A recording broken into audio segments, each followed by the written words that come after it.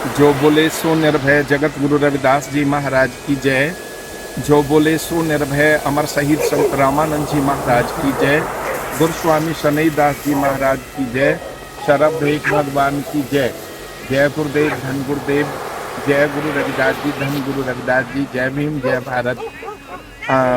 आदरणीय धर्म बंधुओं, इस समय हम हैं एक बहुत ही विशाल झील गुरु घर करमोना की साथ संगत हमें यहाँ पर विशु भाई और पाठी साहब अन्य लोग लेकर के आए हैं। और मैं यहाँ देख रहा हूँ यूरोप में जो अपना इटली है, इसके जो शहर बसे हैं, यहाँ का जो मैंने वातावरण देखा है तो मुझे वो बात याद आती है।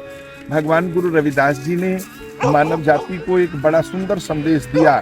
जल की भीत पवन का थंबा रकत बुंद का गारा, हाड़ मास नाड़ी को पिंजर पंखी बसे बिचारा।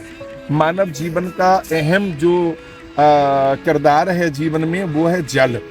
जल अगर साफ होगा, स्वच्छ होगा, पवित्र होगा तो उसका हमारे बॉडी पर बड़ा गहरा प्रभाव पड़ता है। और दूसरा कहा उन्होंने पवन का थंबा, जो वायु है वो शुद्ध होनी चाहिए। तो वायु शुद्ध तब होगी कि जब चारों तरफ हमें हरियाली हरियाली देखने को, पेड़ पौधे यानी प्रकृति के इस वनस्पति से हम प्यार करेंगे। भगवान गुरु रविदास जी महाराज जी के पावन संदेशों में जहां हमको जल की स्वच्छता और वायु को शुद्ध करने के लिए प्रकृति के द्वारा इस वनस्पति को प्यार करने की प्रेरणा मिलती है।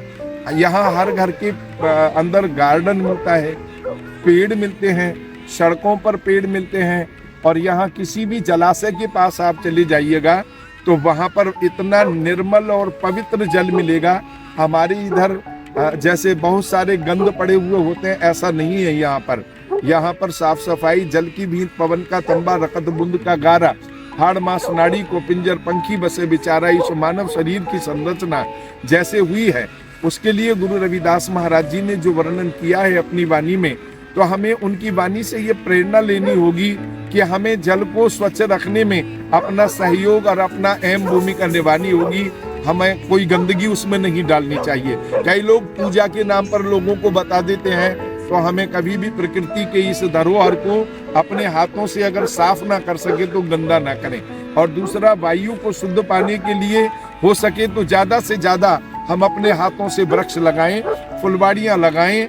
अधिक से अधिक हम हरियाली पाने के लिए और शुद्ध वायु पाने के लिए इस वनस्पति को प्यार करें। भगवान गुरु रविदास जी के इस पावन संदेश से मैं आप सभी लोगों को ये कहना चाहूँगा कि सतगुरु जी का जो ये पावन संदेश है वो हमें इसी बात की प्रेरणा देता है। जल की भीत पवन का थंबा रकत बुंद का गारा, हाड़ मास नाड़ी को पिंजर पंखी बसे बिचारा। ये जो 5 तत्वों से बनी हुई और 7 धातुओं से बनी हुई ये जो काया है, इसको गुरु जी ने वृक्ष कहा, पेड़ कहा, और इस पर बसेरा करने वाली आत्मा को, जीव को उन्होंने पक्षी कहा। प्राणी क्या मेरा क्या तेरा, जैसे तरवर पंख बसेरा। ना यहाँ पर कुछ तेरा है ना मेरा है, मेरा तेरा में जीवन निकल जाता है और आदमी अपने स्वरूप को नहीं लग पाता है। ये प्राणी अपने आप को नहीं जान पाता है। गुरु जी कहते हैं, प्राणी क्या मेरा क्या तेरा, जैसे तरवर पंख बसेरा। राघव कंदु सारो नीमा, 3.5 हाथ तेरी सीमा। जीवन निकल जाता है नई नई रचनाएं करने में, लेकिन गुरु जी कहते हैं कि छल कपट और बेईमानी से खड़े किए हुए महलों में तेरे को कोई नहीं रोक पाएगा। अंत में तेरे को 3.5 हाथ जगह मिलेगी। लोग कब्रिस्तान में अगर लेकर के जाएंगे तो वहां पर 3.5 हाथ लंबी तेरी कब्र खोदी जाएगी। अगर लोग तुझे शमशान में लेके जाएंगे तो 3.5 हाथ लंबी तेरी चिता बनाई जाएगी।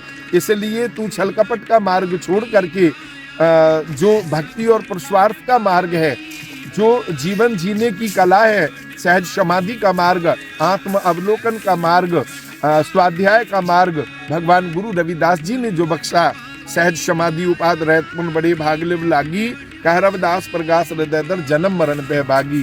तो हमें उस चीज का ध्यान करना है, उस चीज की ओर आगे बढ़ना है। और आओ हम संकल्प लें कि प्रकृति के जो 5 तत्व हैं, इस धरोहर को किसी भी तरह से हम भूल कर भी नुकसान न पहुंचाएं, वरना तो अंजाम होगा, अनेकों प्रकार की बीमारियों का सामना करना होगा, बेमौत मरना होगा।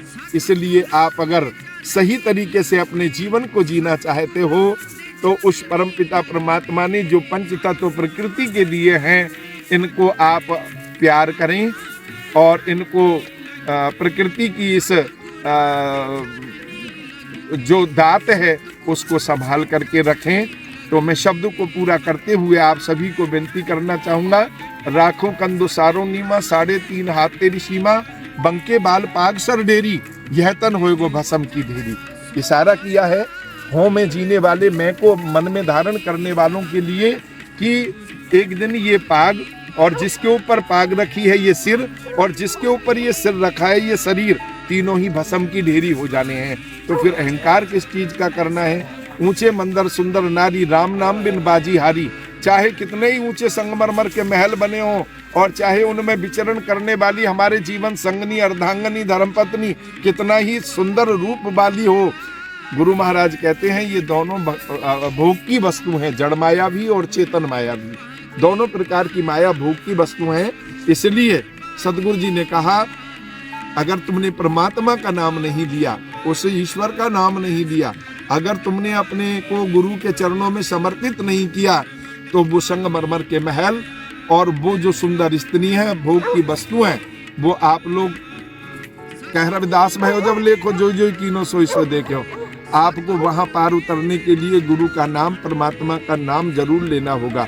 मेरी जात कमीनी पात कमीनी, ओछा जन्म हमारा, तुम शरणागति राजा रामचंद्र, कह रविदास चमारा। सदगुरु जी फरमाते हैं कि इस बात की कभी फिक्र नहीं करनी है आप लोगों को कि हम निम्न जाति में पैदा हुए हैं तो उच्च नहीं हो सकते।